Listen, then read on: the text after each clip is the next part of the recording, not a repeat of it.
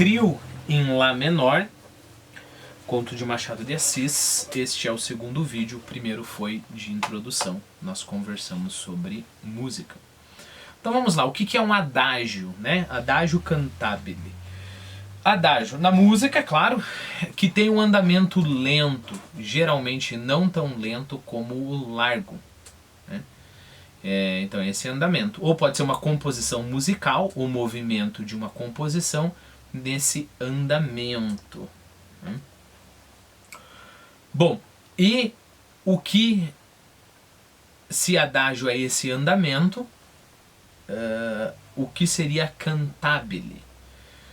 Bom, tem distintos significados, coloquei ali no nosso Quizlet, conforme o contexto. Na música instrumental, indica um particular estilo de tocar, imitando a voz humana.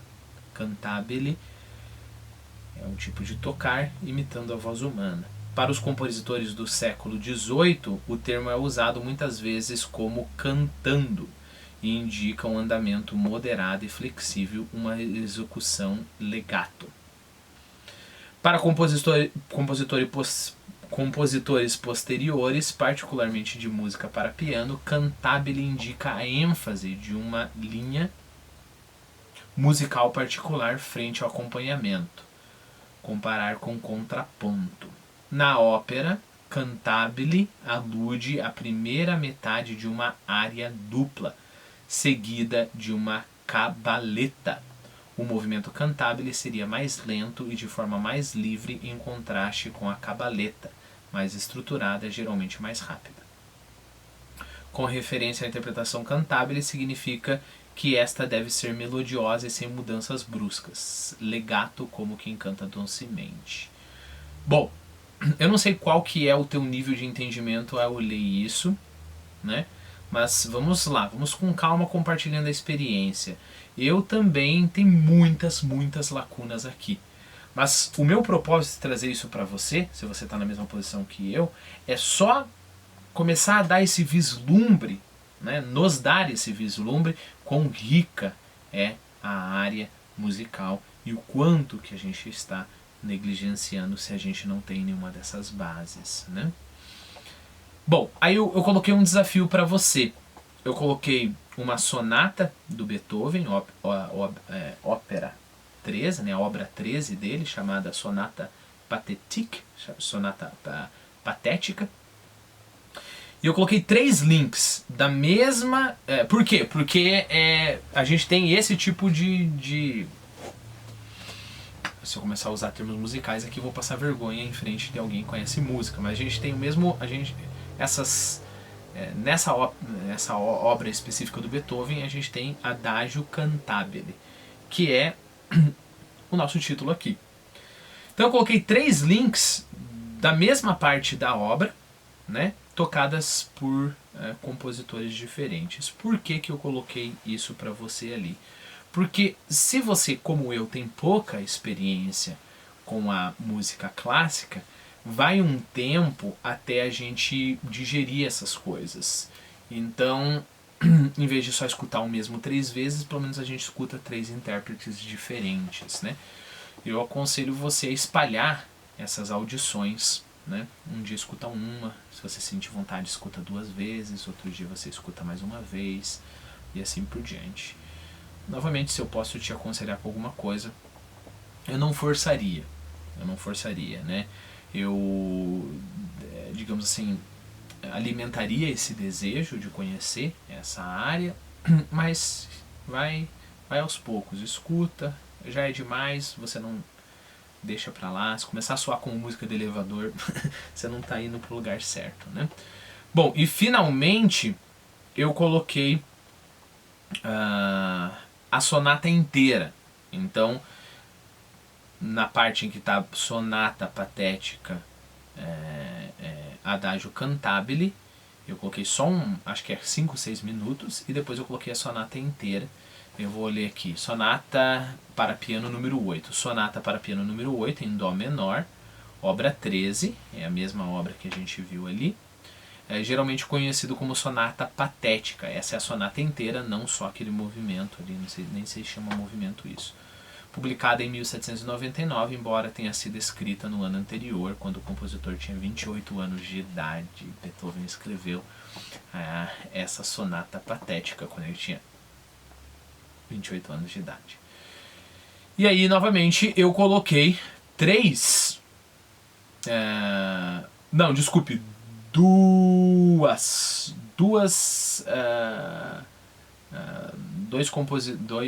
artistas diferentes executando a obra, né? Coloquei a primeira referência da Wikipédia e os dois lugares onde você pode encontrar e pode escutar. Também não é um grande esforço, é um ótimo esforço para quem está praticando, né? Por quê? Porque é 17 minutos cada uma, né? Se você for escutar, sei lá,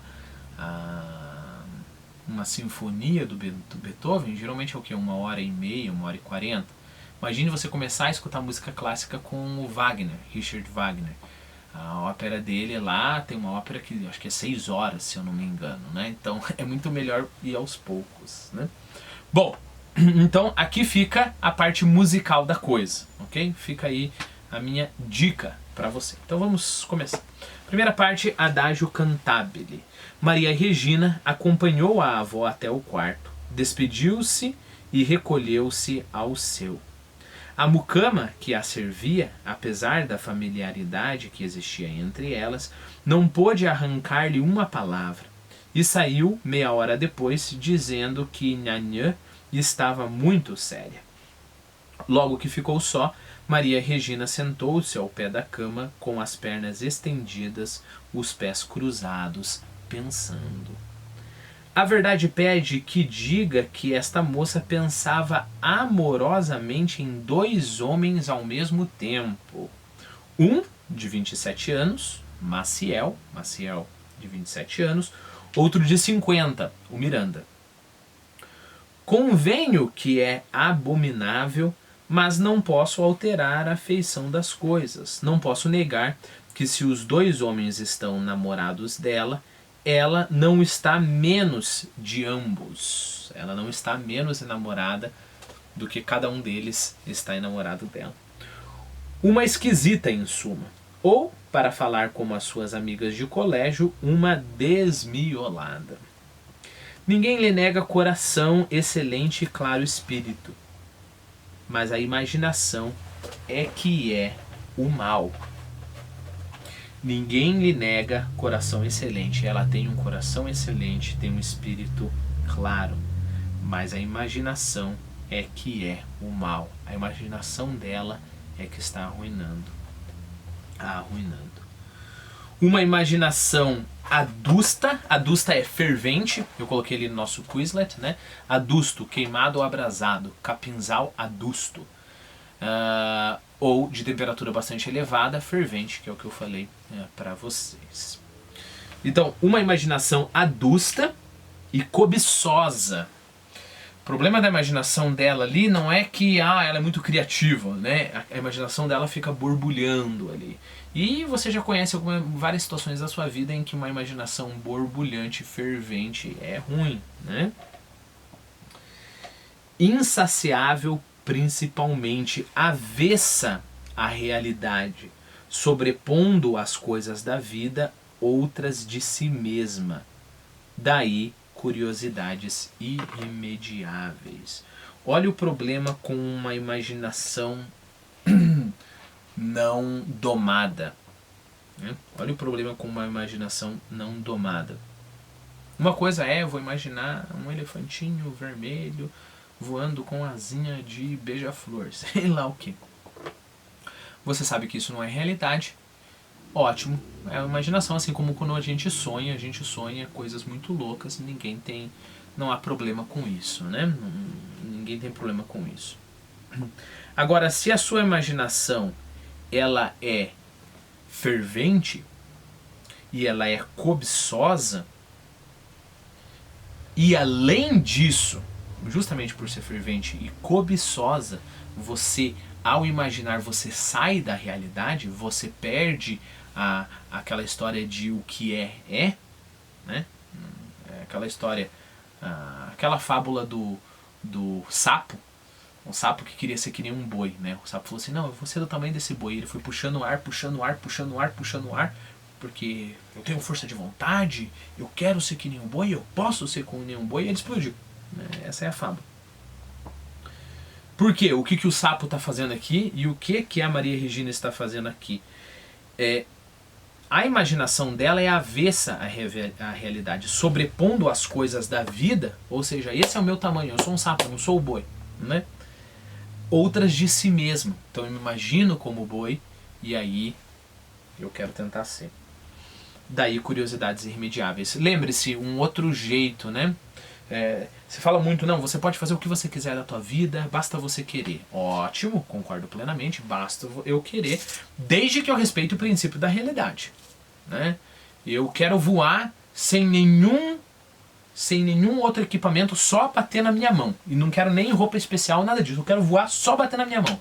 Olha, eu posso treinar a vida inteira. Quando eu pular do prédio, eu vou me espatifar lá no chão. Né?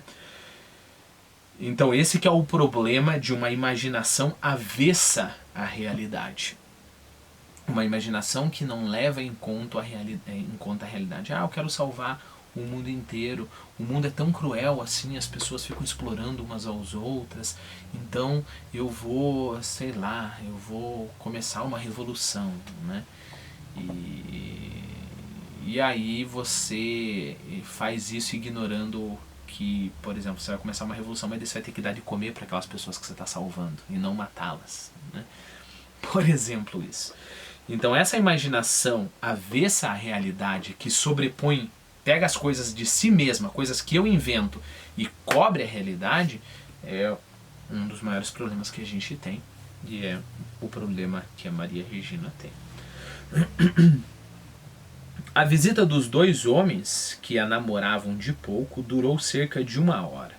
Maria Regina conversou alegremente com eles e tocou ao piano uma peça clássica, uma sonata, que fez a avó cochilar um pouco. No fim, discutiram música. Miranda o mais velho, né? Miranda disse coisas pertinentes acerca da música moderna e antiga. A avó tinha a religião de Bellini e da Norma, e falou das toadas do seu tempo, agradáveis, saudosas e principalmente claras, era mais fácil de entender, a avó falou. A neta ia com as opiniões do Miranda. Maciel, o novo, o de 27 anos, concordou polidamente com todos. Né? Vamos lá, né? Quem que foi Bellini? Bellini viveu de 1801 a 1835, então ele morreu com 34 anos. Foi um compositor italiano entre os mais célebres operistas do século XIX. Né? Então a gente vê que era um pouquinho mais antigo, levando em conta o conto aqui. Né? Deve ter sido o que? O conto deve se passar. O conto foi escrito em 1880, se eu não estou enganado. Isso, 1885, então o conto deve se passar o que? Nos anos 80, anos 70. E Norma, o que é Norma? Norma é uma ópera trágica em 2 atos do Bellini, com libreto de Felice Romani, cuja estreia ocorreu no Teatro Alla Scala de Milão no dia 26 de dezembro de 31. Essa ópera é considerada ponto alto da tradição do bel canto. Okay? Coloquei ali para você a ópera Norma em duas fontes, né? Uma no YouTube e outra no imslp.org, que é aquele site do domínio público de música, né? Eu acho que aqui já é um esforço bem maior você assistir essa ópera. Eu deixaria por último nos seus esforços musicais, se você comprou essa ideia que eu tentei vender para você, de a gente ir um pouquinho, se esforçar um pouquinho pro lado da música. Bom, então o Miranda disse coisas pertinentes, a avó tinha lá sua opinião e o Maciel concordou polidamente com todos. Ao pé da cama, então nós voltamos agora pro presente narrativo, Maria Regina reconstruía agora tudo isso. A visita, a conversação, a música, o debate, os modos de ser de um e de outro, as palavras do Miranda e os belos olhos do Maciel. Perceba isso. As palavras do Miranda, do mais velho, e os belos olhos do Maciel, o mais novo. Eram 11 horas, a única luz do quarto era a lamparina. Tudo convidava ao sonho e ao devaneio. Maria Regina, à força de repor a noite, viu ali 2 homens ao pé dela. Ouviu-os e conversou com eles durante uma porção de minutos, 30 ou 40, ao som da mesma sonata tocada por ela. Lá, lá, lá, lá.